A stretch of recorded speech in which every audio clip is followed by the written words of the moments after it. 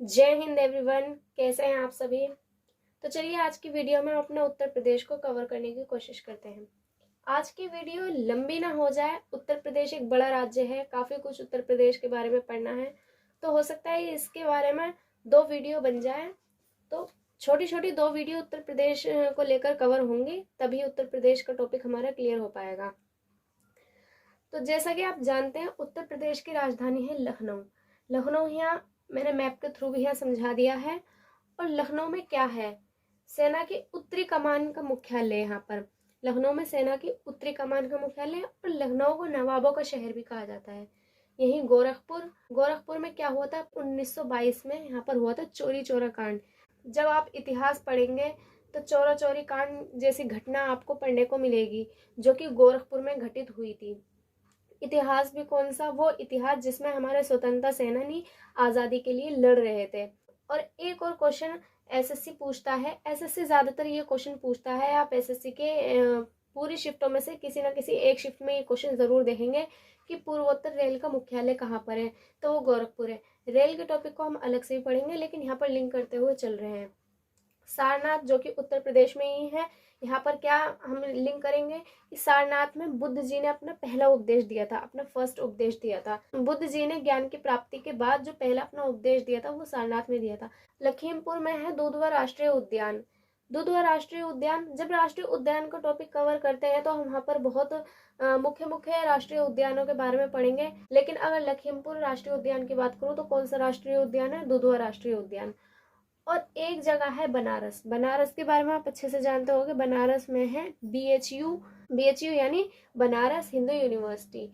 उत्तर प्रदेश के अगर इस इलाके में आ जाते हैं यहाँ पर, तो यहाँ पर है रेणुकूट। क्या है, रेणुकूट। रेणुकूट में क्या है, रेणुकूट में एल्यूमिनियम का कारखाना। ये जो एरिया है, इस एरिया पर हमें पत्थर, एल्यूमिनियम, ये घर का पत्थर कहें तो ये इस एरिया में यहाँ मिल जाता है। तो जहाँ पर जिस चीज़ की खदान होती है, जहाँ पर जिस चीज़ का जैसा खनिज मिलता है, जैसे कर्नाटक के धारवाड़ में सोना है तो वहाँ पर सोने की खाने, वहाँ पर सोने को लेकर खाने बनाई गई हैं। ज़्यादा व्यापार सोने को लेकर है। सूरत में हीरा कटिंग है तो वहाँ से हीरे की कटिंग होती है, वहाँ से हीरा सप्लाई होता है। तो ऐसे ही यहाँ पर रेणुकूट में क्या है, एल्यूमिनियम का कारखाना है। एक जगह है रॉबर्ट्सगंज। रॉबर्ट्सगंज से क्या आता है, घर का पत्थर आता है। जब हम घर बनवाते हैं तो जो घर में पत्थर लगता है, तो वो पत्थर कहाँ से आता है, रॉबर्ट्सगंज से हमें क्या प्राप्त होता है, घर का पत्थर। ऐसा नहीं है हमें वहां जाकर लेना पड़ता है, लेकिन वहां पर इसकी उपलब्धता है, वहां पर इसके भंडार है। एक स्टेशन के बारे में आपने जरूर सुना होगा, मुगल सराय रेलवे स्टेशन, जिसका नाम बदलकर पंडित दीनदयाल उपाध्याय रेलवे स्टेशन रख दिया गया है। जंक्शन है वो रेलवे स्टेशन, ये बहुत बड़ा जंक्शन है।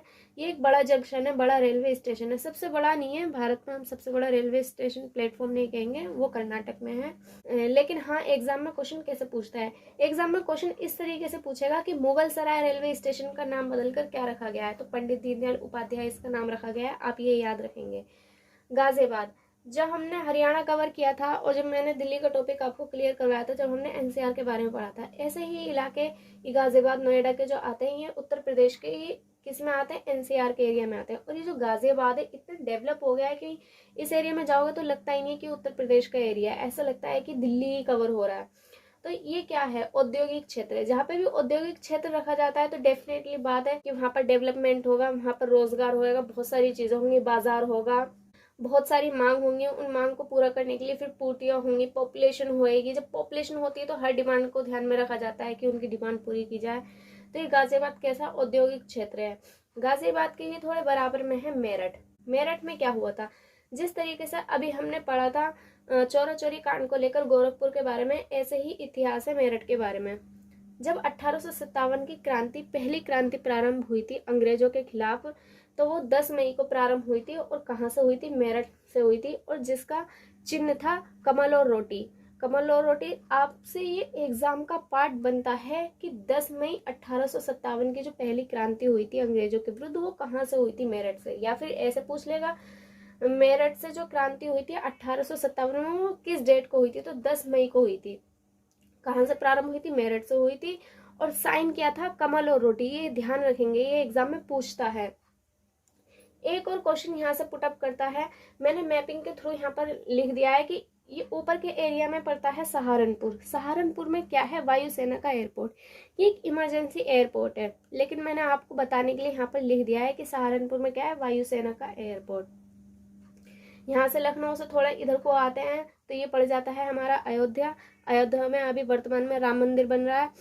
जो राम मंदिर बन रहा है उसके वास्तुकार कौन है, इनका नाम कमेंट बॉक्स में जरूर बताइए। यहीं से सहारनपुर के नीचे पड़ जाता है एरिया शामली का। शामली क्या है, शामली से हरित क्रांति शुरू हुई थी। हरित क्रांति ये खेती को लेकर थी, 1968 में हुई थी।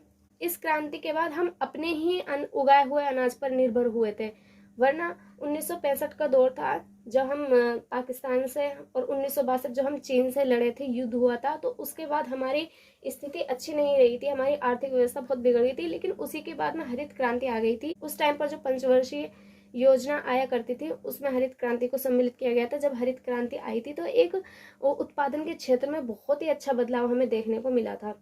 इसी के नीचे गाजियाबाद है जो कि औद्योगिक क्षेत्र है। और यहाँ आते हैं तो यहाँ है ये झांसी। झांसी वही झांसी जिनके बारे में आप पढ़ते हैं, झांसी की रानी जिन्होंने अंग्रेजों के खिलाफ कदम उठाए थे। तो आज के उत्तर प्रदेश में इतना ही। ये उत्तर प्रदेश का अभी कंप्लीट नहीं हुआ है, ये आधा है, आधा हम इसे कल की वीडियो में कवर करेंगे। तब तक के लिए इतना ही। जुड़े रहिए क्यूरियस एजुकेशन एरा से। Thank you so much.